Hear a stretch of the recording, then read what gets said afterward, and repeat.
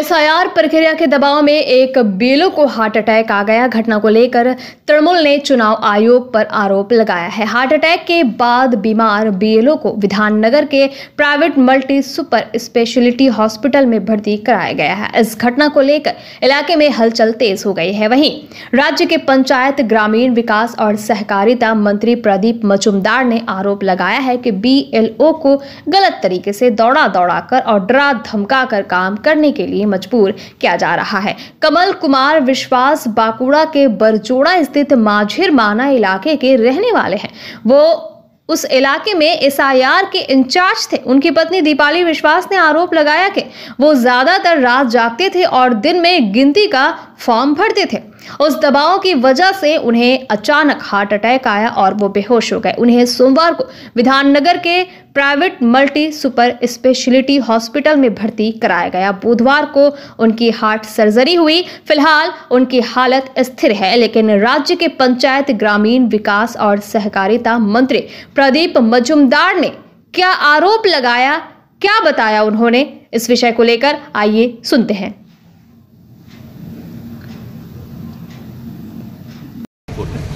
SIR नामे যারা এই কাজে অভ্যস্ত নন বা দক্ষ নন, তারা অন্য পেশা থেকে তাদের জোর করে নানা রকম ভয় ভীতির ভেতরে তাদের কাজ করতে বাধ্য করা,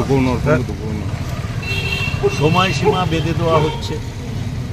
একবার নির্বাচন কমিশন সব জায়গায় জানিয়ে দিল, আমরা সকলে জানলাম এনুমারেশন ফর্ম বিলি হবে 4 নভেম্বর থেকে 4 ডিসেম্বরের ভেতরে তা ভর্তি করে ফেরত দেওয়া যাবে। হঠাৎ শোনা গেল 25 তারিখের ভেতরে সেই সীমা শেষ হয়ে যাবে। এরকম হয় 25 নভেম্বর 21 দিনে এসআইআরের সব দরখাস্ত ভর্তি হয়ে যাবে।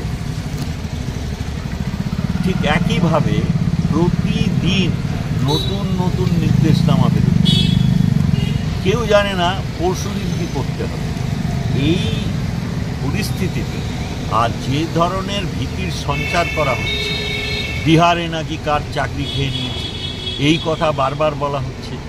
লক্ষ্যমাত্রা আগের থেকে স্থির করে দেওয়া হয়েছে কতজনের ভোটার লিস্ট থেকে নাম বাদ দেওয়া হবে।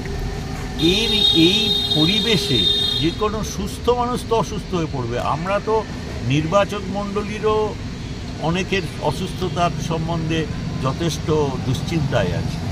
একটা প্রশ্ন, নির্বাচন কমিশনের বিরুদ্ধে মূল অভিযোগ নাকি বিজেপির বিরুদ্ধে? আমাদের দেখুন, এটা খুব প্রাসঙ্গিক প্রশ্ন।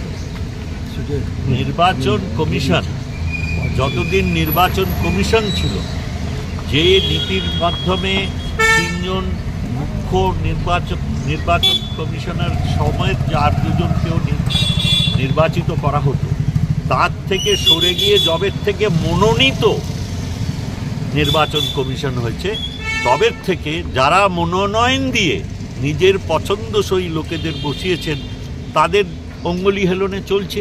তা নাহলে বলুন না, 4 নভেম্বর তো এসআইআর শুরু হয়েছে, সবাই জানি আমরা। হঠাৎ তার 15 দিন বা 12 দিন পরে নির্দেশ এলো কী করে যে BLA2 পুরো অ্যাসেম্বলি সেগমেন্টের যে কোনো জায়গার বাসিন্দা হলেই সে হতে পারে। আমরা তো এতদিন জেনে এসেছি এসআইআর 2002-এ হয়েছে, তখনও আমরা যুক্ত ছিলাম, আমরা দেখেছি এসআইআর হওয়া, এত টেনশনও ছিল না কারোর, হয়েছে।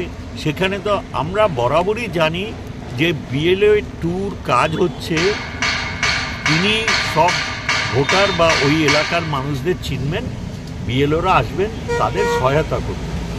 ন্যারেটিভই পাল্টে গেল। সুস্থ হয়ে গেছে, মানা চলে, কি বলবেন? মিশন হাসপাতালে ভর্তি।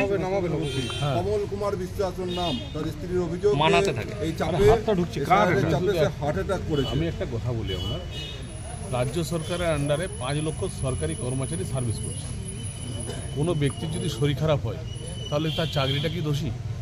আপনি বলুন তো, এসআইআরে যারা নির্বাচন কমিশনের আন্ডারে কাজ করছেন তাদের মধ্যে কেউ যদি অসুস্থ হয়, ঠান্ডাতে অসুস্থ হতে পারে, অতিরিক্ত গরমে অসুস্থ হতে পারে, মানসিকভাবে অসুস্থ হতে পারে। তার জন্য কি এসআইয়ের দোষী, না নির্বাচন কমিশনার দোষী, না দেশের প্রধানমন্ত্রী দোষী, না মুখ্যমন্ত্রী দোষী? শরীর খারাপ মানুষের হতেই পারে। হৃদরোগে আক্রান্ত হয়ে মিশন হাসপাতালে। তৃণমূল বলছে যে চাপ বাড়ানো। মমতাদি বলেছেন যে বেনিফিট দেব, কেউ যদি মারা যায় তাদের বাড়ির লোকেরা যদি কেউ বলে যে এসআইআর জন্য মারা যায় তাহলে বেনিফিট দেওয়া হবে। মানে একটা সরকারি চাকরি তার বাড়ি থেকে যদি কাউকে দেওয়া যায়, তার জন্য এখন সবাই মিলে এখন বলছে যে মারা গেলেই মানে এসআইআর দোষই দাও, তাহলে একটা ঘরে বেনিফিট পাওয়া যাবে।